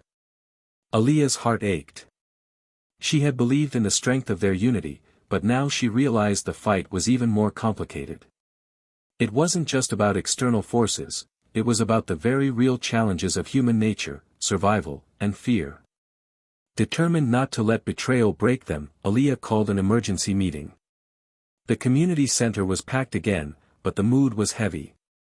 She stood before them, her voice steady but filled with raw honesty. "I know this hurts. It hurts me too. But this is exactly why we must stand together now more than ever. We can't let division destroy everything we've built." Some in the crowd nodded, but others remained skeptical. Questions flew: who could be trusted? Was the fight even worth it anymore? Jonathan stepped forward, laying out a plan to rebuild transparency. They would form a community oversight committee, open to all residents, to ensure decisions were made fairly and no one could be co-opted. Marcus volunteered to help lead the effort, channeling his anger into action. Slowly, the meetings began to regain purpose. Conversations became honest and raw, peeling back layers of fear and misunderstanding. The work of rebuilding trust was grueling, but necessary. Amid this turmoil, Aaliyah found moments of quiet strength in unexpected places. She spent evenings talking one-on-one with neighbors who felt torn, listening to their fears and hopes. She reminded them of the dreams that had brought them together, the promise of a future where their community could thrive without fear. At school, the challenges continued, but Aaliyah drew on this renewed resolve. She spoke openly with classmates about the complexities of activism, the victories, the setbacks, and the messy human realities beneath it all. One afternoon, as the sun filtered through the classroom windows, Aaliyah was surprised when a former skeptic approached her. "I didn't really get what you were fighting for before," the student admitted quietly. "But now I see it's about all of us. I want to help." These small victories were bittersweet, but they fueled Aaliyah's determination. The fight for the neighborhood had become a crucible, testing the limits of loyalty, courage, and faith. Aaliyah realized that true leadership wasn't about having all the answers but about holding steady through uncertainty and pain. And so, despite the betrayals and heartbreak, the community's story continued, a testament to resilience in the face of everything that tried to break them. The tension in the neighborhood reached a fever pitch as the court date approached. The legal battle over the development plans had finally made its way into the courtroom, where the fate of their community would be argued under cold, harsh lights. For weeks, Aaliyah, Jonathan, Marcus, and their allies prepared meticulously, gathering evidence, testimonies, and expert opinions to present a compelling case against the sprawling commercial complex that threatened to displace so many families. On the morning of the hearing, the community gathered outside the courthouse, their faces a mix of hope, anxiety, and quiet determination. Many wore shirts with slogans like "Our Home, Our Future," and held signs declaring their commitment to fight for justice. Reporters and cameras surrounded the group, turning the moment into a symbol not just for their neighborhood, but for communities everywhere facing similar struggles. Inside the courtroom, the atmosphere was tense and formal. The opposing legal teams, representing the development company and the city council, presented arguments steeped in promises of economic growth, jobs, and revitalization. But the defense was equally fierce, with Jonathan and a team of lawyers highlighting the human cost of displacement, the broken promises of past developments, and the irreversible damage to a community's fabric. When Aaliyah took the stand to share her testimony, the room fell silent. Her voice was steady as she spoke of her childhood in the neighborhood, the struggles and triumphs that shaped her, and the dreams she held for the future. She spoke of families uprooted, of elders losing their homes, of children who deserved a chance at a safe and stable life. Her words carried the weight of truth and heartfelt conviction. Marcus followed, recounting his own journey from fear to leadership, emphasizing the importance of preserving a community's identity and honoring its history. The judge listened intently, her expression unreadable. Outside the courthouse, the crowd waited anxiously as hours stretched into an entire day. Finally, as evening approached, the judge emerged with her ruling. The decision was nuanced but hopeful. The court recognized the validity of the community's concerns and ruled to halt the development project pending a thorough environmental and social impact assessment. It was not a complete victory, but it was a powerful step forward, a legal acknowledgement that progress could not come at the expense of people's lives. The crowd erupted in cautious cheers, relief washing over the faces of those gathered. Aaliyah felt a surge of pride and exhaustion. Years of fighting, moments of doubt, and fierce determination had led to this moment. Yet, as celebrations unfolded, an undercurrent of unease lingered. The ruling also set in motion a new phase of scrutiny, with city officials now demanding comprehensive data and compliance that could be used to delay or alter the project indefinitely. The developers, meanwhile, vowed to push back harder, exploring every legal loophole and political connection to advance their plans. Back at the community center, the mood was a mix of celebration and vigilance. the team knew the battle was far from over. Jonathan pored over legal documents, mapping out the next moves, while Marcus organized volunteer patrols to monitor any suspicious activities around vulnerable homes. Aaliyah reflected on how the journey had transformed them all. From a scared young girl who once silenced a Harvard professor with a fearless answer, she had grown into a leader capable of galvanizing an entire neighborhood to stand against powerful forces. But leadership came with sacrifices. Relationships were tested, and the weight of responsibility sometimes felt overwhelming. Late at night, she found herself writing in her journal, her words a mix of hope, fear, and determination. "We've won a battle, not the war. But every step counts. This is our home, and we will protect it, no matter the cost." As the sun set over the city skyline, casting long shadows over the neighborhood, Aaliyah stood by the window, watching the lights flicker on in the houses below. The road ahead was uncertain, filled with challenges they could barely imagine. But together, they would face it, one day at a time, one fight at a time. Because this was more than a neighborhood. It was a community. A family. A future worth fighting for. The court's ruling had brought a fragile victory, but the real test was just beginning. As the community breathed a collective sigh of relief, a surprising development stirred new hope, and new questions. One afternoon, as Aaliyah was meeting with Jonathan to plan their next steps, Marcus burst through the door, excitement barely contained on his face. "You're not going to believe this," Marcus said, holding up a folded letter. "I got a call from David Carver." Aaliyah froze, her heart skipping a beat. David Carver was the lead executive from the development company, the very man who had seemed determined to push the project through at any cost. For months, he'd been the symbol of the opposition, a barrier between the neighborhood and its future. "What does he want?" Jonathan asked, leaning forward. Marcus unfolded the letter and began to read aloud. David was proposing a meeting. A willingness to discuss alternative plans, ones that might incorporate community input and preserve certain aspects of the neighborhood, rather than bulldozing it entirely. The room fell silent. Could it be possible that their fiercest adversary was offering a genuine olive branch? Or was this a strategic move to divide and conquer? Aaliyah weighed the options carefully. Trust had been fragile, tested by betrayals and broken promises. Yet, this opportunity could open doors that protest and litigation alone might not. She knew that sometimes, change required compromise and dialogue. The meeting was arranged for the following week in a modest conference room at City Hall.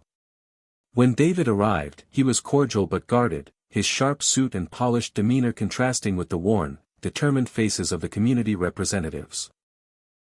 David began by acknowledging the community's concerns, a gesture that surprised Aaliyah.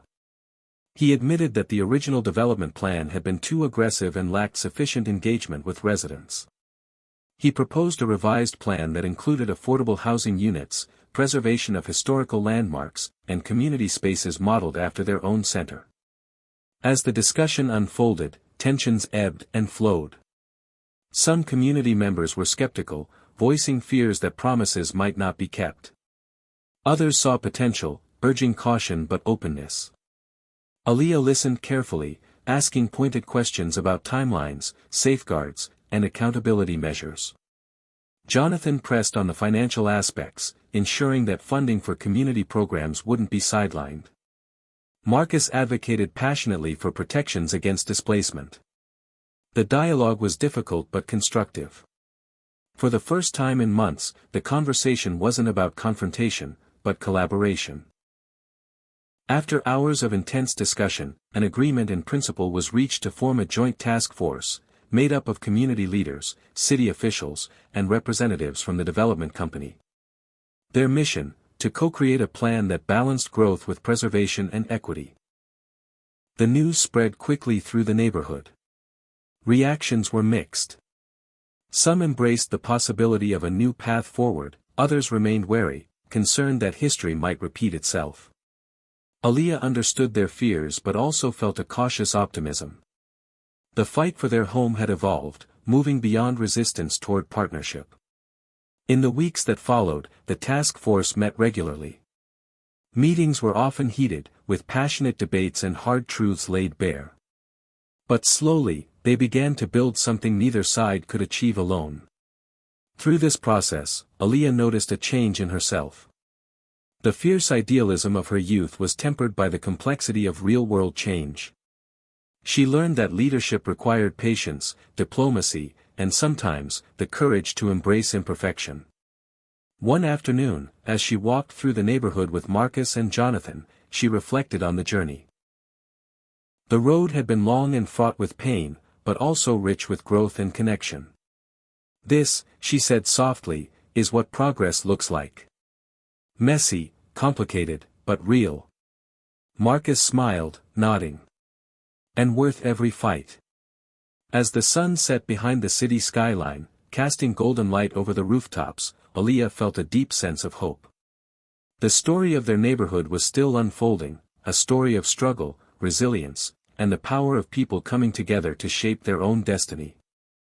The formation of the Joint Task Force had injected new energy into the neighborhood's fight, but it also brought a fresh wave of challenges. As representatives from the community, the city, and the development company sat around the conference table, it became clear that collaboration was far from simple. Differing priorities, hidden agendas, and the sheer weight of past wounds made every meeting a delicate balancing act. Aaliyah arrived at the next session with a mix of hope and apprehension. The room was tense, voices sharper than before, and the air thick with unresolved conflict. David Carver sat across from her, his expression unreadable, while city officials shuffled papers and exchanged cautious glances. Marcus, ever the passionate voice for the community, opened the discussion with a clear warning. We can't forget what's at stake here. This isn't just about property or profit, it's about people's lives. We expect transparency and real commitment, not just empty promises. David nodded, but his calm response hinted at the complexity beneath. I understand. And we want to work with you, truly. But compromises will be necessary on all sides. Development is never simple. Jonathan stepped in, his measured tone aiming to bridge gaps.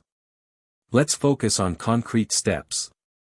What safeguards can be put in place to ensure affordability? How will displaced families be supported? What accountability measures will track progress?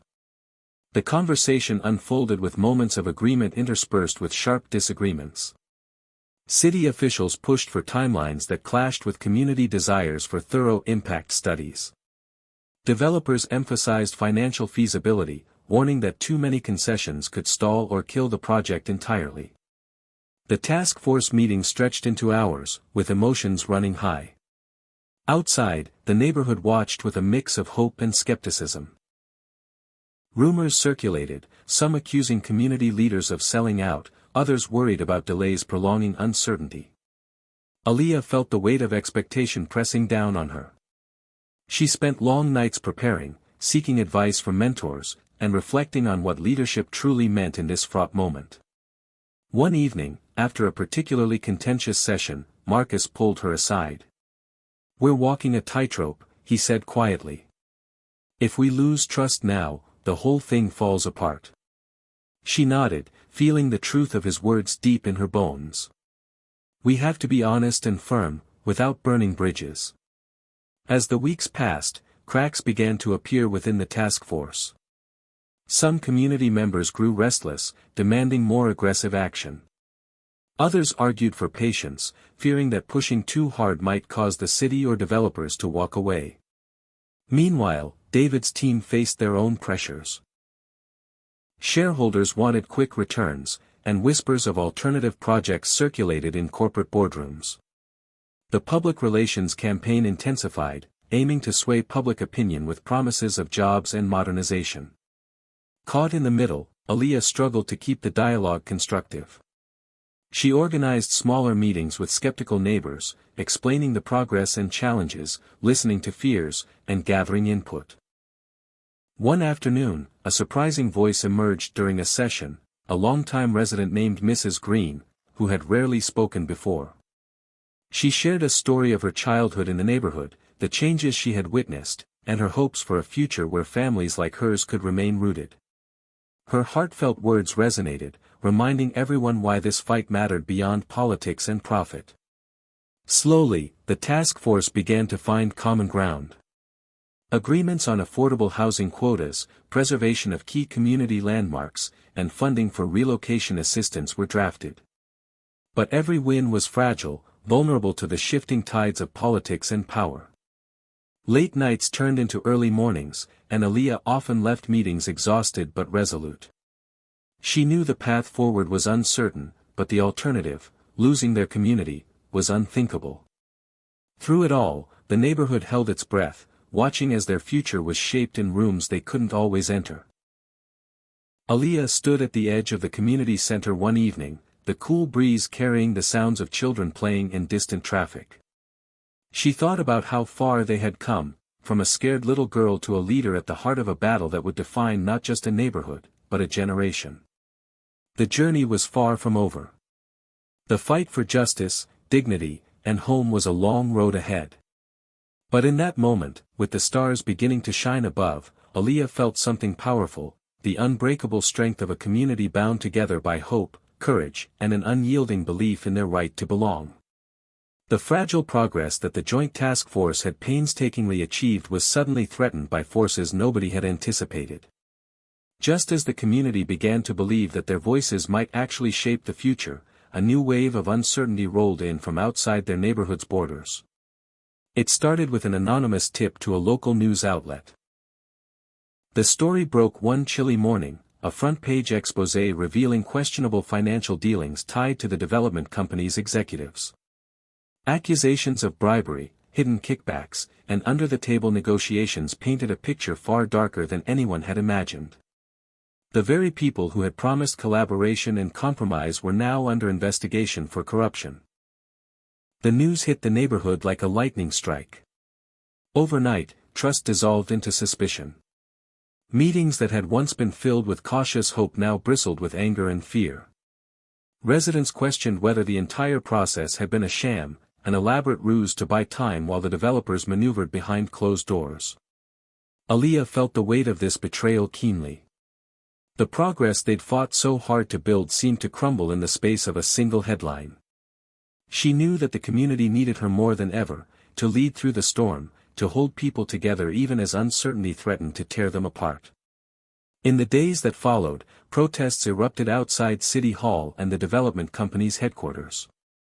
Voices that had once advocated dialogue now called for accountability, for justice, for outright rejection of the project. Emotions ran high, what had been a complex negotiation now became a full-scale uprising. Amid the chaos, the city government announced it would pause all development permits related to the project pending a thorough investigation. While this gave the neighborhood a temporary reprieve, it also meant months, possibly years, of delay, prolonging the community's uncertainty and anxiety. Within the task force, divisions deepened. Some members argued for a complete severance of ties with the developers, while others cautioned against burning bridges that might be necessary to salvage any future gains. Aaliyah found herself in countless meetings, mediating disputes and trying to keep the community's focus on what mattered most, their homes, their families, their futures. She organized town halls where residents could voice their concerns, hear updates, and come together in solidarity. One evening, after a particularly heated gathering, Aaliyah stood outside the community center, looking up at the night sky. The stars were bright, but her heart felt heavy. The fight had grown bigger than any one person, more tangled than she had ever imagined. Yet, even in the darkness, she felt a spark of resilience. The neighborhood had faced hardship before. They had lost loved ones, endured broken promises, and yet they remained, standing strong, refusing to be erased.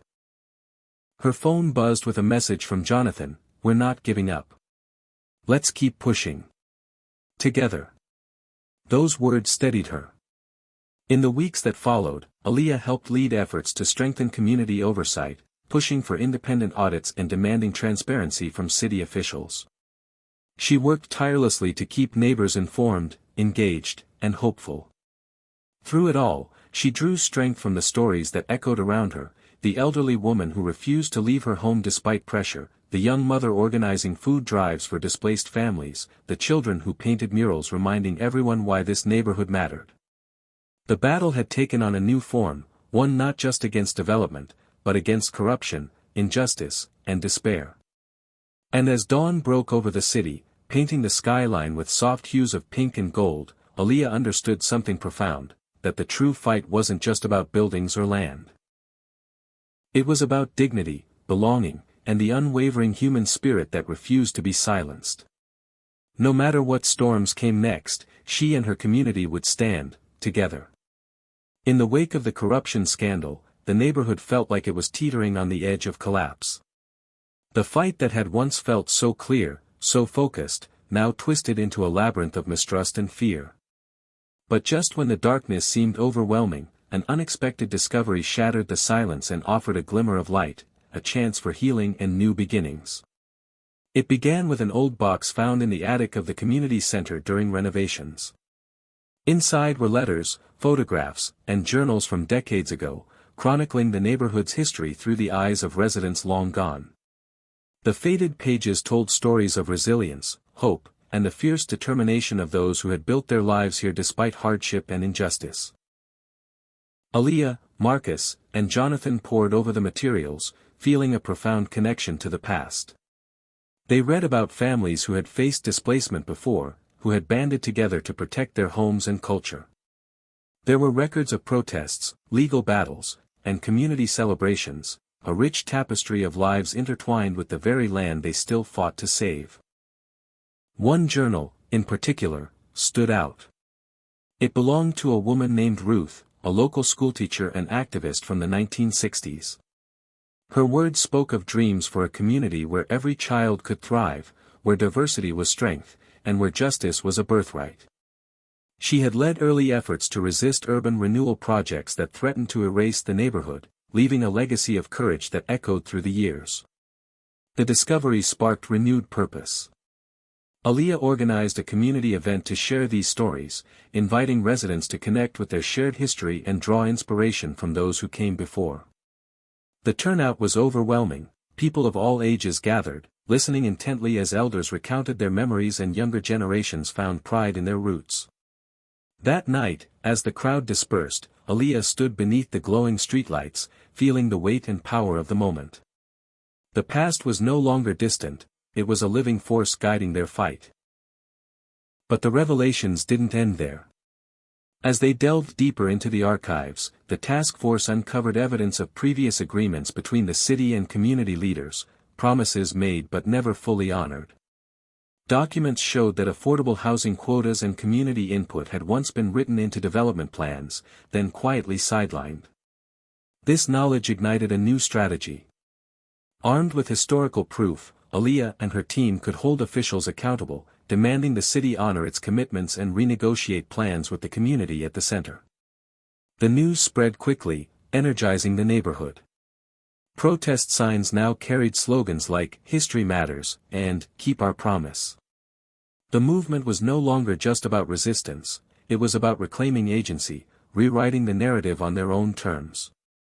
Amid the momentum, Aaliyah reflected on her own journey. The fearless kid who once stunned a Harvard professor with her answer had grown into a leader grounded in history and hope. She understood now that progress required honoring the past while forging new paths forward. As meetings with city officials resumed, Aaliyah presented the uncovered documents, challenging leaders to confront the legacy of broken promises. The pressure mounted, forcing a re-evaluation of plans and commitments. Slowly, a new agreement began to take shape, one that promised genuine community involvement, protections against displacement, and investments in local programs. It wasn't perfect.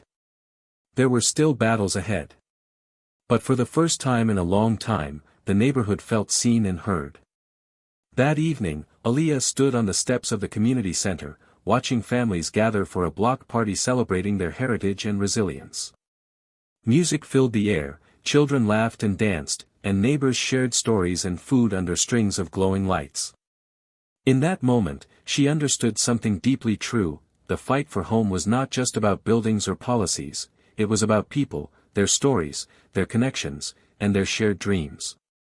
The past had paved the way for the future, and together, they would build a legacy worth leaving. The day of the final vote at City Hall was charged with anticipation and emotion. Months of tireless work, countless meetings, protests, setbacks, and breakthroughs had led to this moment. The neighborhood, once fractured and fearful, now stood united with a shared purpose, to secure a future that honored their history and protected their homes. Aaliyah arrived early, standing among the crowd gathered in the grand chamber. Faces young and old reflected the hope and struggle that had defined their journey.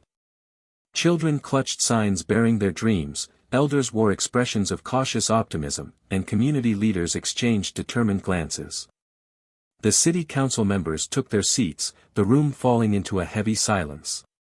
The proposed redevelopment plan, revised to incorporate affordable housing mandates, preservation of historic sites, and guarantees against displacement, was laid out for the final time. As the debate began, voices rose on all sides. Some council members praised the collaborative effort, recognizing the neighborhood's resilience and the power of their collective voice. Others expressed concerns about budget constraints and potential delays. Aaliyah listened intently, her heart pounding. This was the moment when years of sacrifice and advocacy would either be validated or dismissed. When it was her turn to speak, she stepped forward, calm but resolute. She spoke not only for herself but for the generations who had come before, and for those yet to come. Her words echoed through the chamber, weaving together the stories from the old journals, the struggles and triumphs of the community, and the urgent need for justice and equity. She reminded the council that this was more than a development project, it was about preserving a community's soul, ensuring that children could grow up with roots, dignity, and opportunity. Her voice held a mix of fierce passion and quiet strength, drawing on the depth of her journey. As she finished, the room was silent for a moment before a swell of applause filled the space. Many council members nodded thoughtfully, some visibly moved. The vote commenced.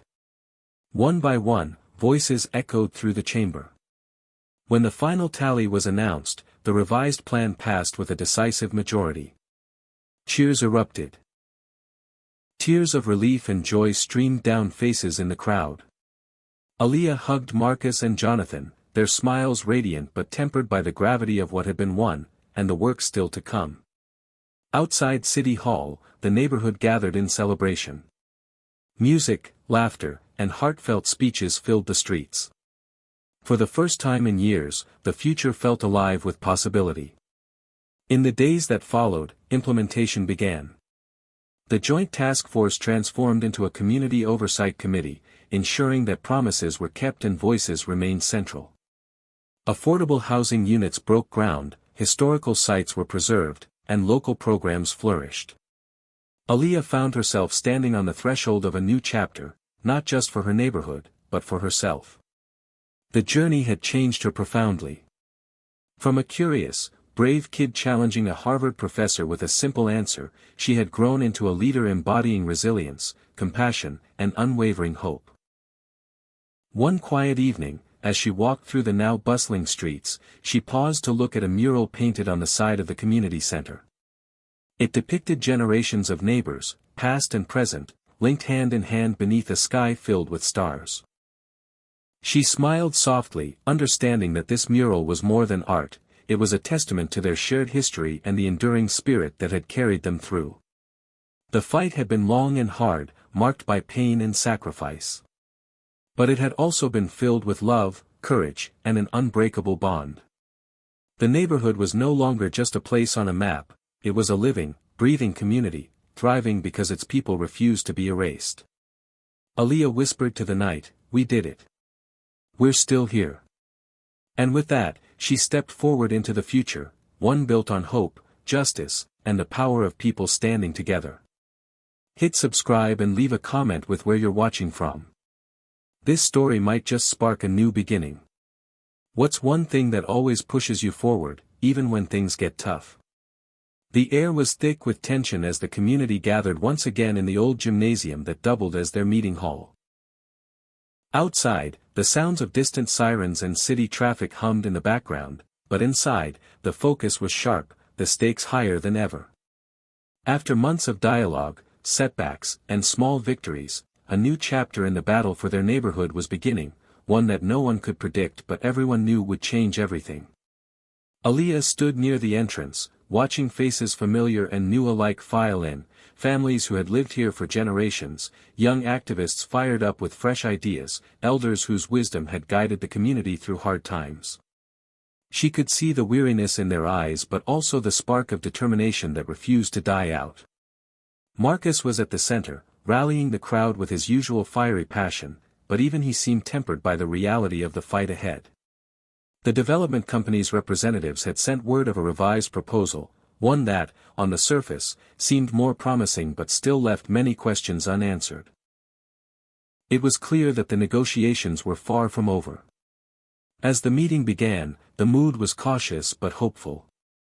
The revised plans included promises of more affordable housing units and community centers, but details were vague, and timelines stretched farther into the future than anyone wanted to accept. Aaliyah listened as residents voiced their doubts, frustrations, and hopes. "I don't trust their promises anymore," an older man said, his voice cracking with years of disappointment. "They say one thing, then push through another." Aaliyah understood that distrust, it lived in her too. But she knew the fight wasn't about cynicism, it was about holding on to hope long enough to turn it into reality. She stepped forward to speak, her voice steady and clear. "This isn't the end. It's a step, a fragile one, but a step toward what we want. We need to stay united, stay informed, and keep pushing. Change doesn't come easy, especially when so much is at stake." The crowd murmured, some nodding, others still wary. She could feel the weight of their skepticism but also the power of their collective will. This neighborhood had survived decades of neglect, broken promises, and threats of erasure. They had fought back through protests, legal battles, and sheer determination. And now, more than ever, they had to be vigilant. Outside the meeting hall, the city's skyline glittered with promise and peril. Lights from cranes and construction sites reminded everyone that the future was being built, whether on their terms or someone else's. Later that night, Aaliyah sat alone on the rooftop of the community center, the cool breeze tugging at her hair as she stared out over the neighborhood she loved. The stars were bright, but her thoughts were restless. She knew the battle ahead was unpredictable. The development company could change tactics, new political pressures could arise. Allies could become opponents, and old wounds could reopen. But she also knew something else, something that no amount of uncertainty could shake. This community was more than just a place. It was a family, a legacy, a promise to every child growing up here that they mattered. And as long as that promise lived in their hearts, the fight would never truly be over. Aaliyah's phone buzzed. It was a message from Jonathan. "They're meeting again tomorrow. Something big is coming. Be ready." She took a deep breath and looked back at the streets below, where porch lights glowed softly and life went on. The path ahead was unclear, but one thing was certain, this story was far from finished. And in that uncertainty lay the greatest hope of all. The dawn was barely breaking when Aaliyah's phone buzzed again.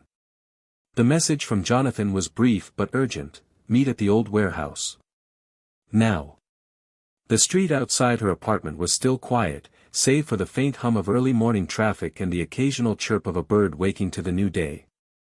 She grabbed her jacket, heart pounding with a mix of anticipation and unease. The warehouse wasn't far, an abandoned space on the edge of the neighborhood, once a place of bustling industry but now silent and shadowed. It had become an unofficial meeting spot for community organizers when city halls and official spaces were closed doors or battlegrounds.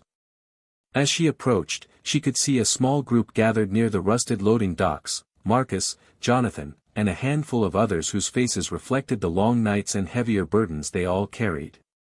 "What's going on?" Aaliyah asked, her voice low. Jonathan stepped forward, his eyes sharp. "We just got word. The development company is planning a surprise vote with the city council next week. They're pushing hard to get their original plan approved, without the affordable housing guarantees or community input. Aaliyah's stomach tightened. The months of negotiating, the compromises, the hopes, it all hung in the balance. They're trying to steamroll us, she said grimly. Marcus clenched his fists.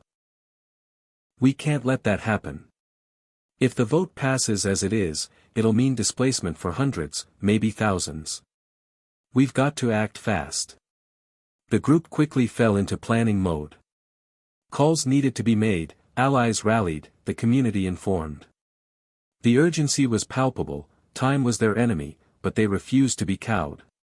For the rest of the day, Aaliyah moved through the neighborhood like a force of nature, dropping by local shops, talking to neighbors, organizing meetings. At every turn, she saw the weariness etched on faces, but also a fierce resolve.